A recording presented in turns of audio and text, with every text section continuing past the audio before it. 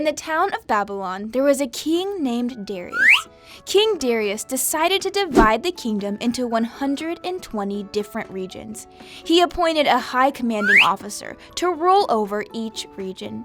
The king also chose a man named Daniel and 2 other men to be in charge over all the officers of each region. These men made sure that the officers followed the king's instructions and orders. Daniel was special. He loved God and committed his life to the Lord. Every single day, Daniel would talk to God 3 times a day. Daniel soon proved himself to be a better leader than all the other men and high officers. Because of Daniel's great ability, King Darius made plans to place him over the entire empire. Then the other men and high officers began searching for a way to get Daniel in trouble or find something he was doing wrong, but they couldn't. He was faithful, always responsible, and completely trustworthy. So they came together and said, "Our only chance of getting Daniel in trouble will be if we make rules about him serving his God." So the men went to King Darius and said, "Long live King Darius! We are all in agreement that you should make a new, very important law. For the next 30 days, any person who prays to anyone or anything, except to you, your majesty, will be thrown into the den of lions. And now, your majesty, agree with us and sign this law so that it cannot be changed." And so King Darius signed the law. But when Daniel learned that the law had been signed, he went home and knelt down as usual in his upstairs room with its windows open toward Jerusalem.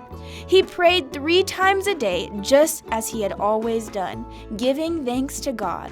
Then the men went together to Daniel's house and found him praying and asking for God's help. They went straight to the king and reminded him about his law. "Did you not sign a law that for the next 30 days, any person who prays to anyone or anything except to you, your majesty, will be thrown into the den of lions?" "Yes," the king replied. "That decision stands. It is an official law that cannot be changed." Then the men told the king, "That man Daniel is ignoring you and your law. He still prays to his God 3 times a day." Hearing this, the king was deeply troubled, and he tried to think of a way to save Daniel. He spent the rest of the day looking for a way to get Daniel out of this trap. The men went up to King Darius and said, "Your Majesty, you know that this law cannot be changed." So at last the king gave orders for Daniel to be arrested and thrown into the den of lions. The king said to him, "May your God, whom you serve so faithfully, rescue you." A stone was brought and placed over the top of the den.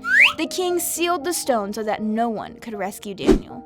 Then the king returned to his palace and spent the night fasting. He was so worried and couldn't sleep at all that night. Very early the next morning, the king got up and hurried out to the lion's den.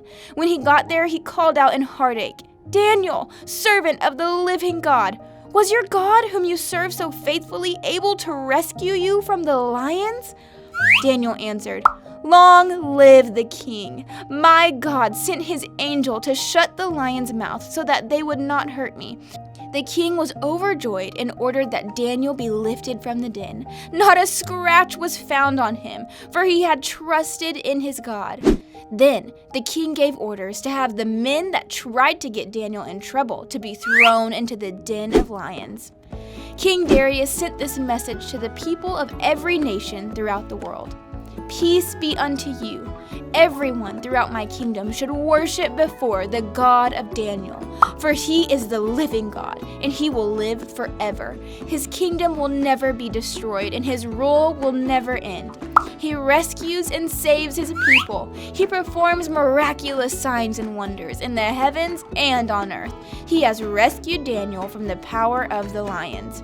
And Daniel lived a great life as long as King Darius reigned over Babylon.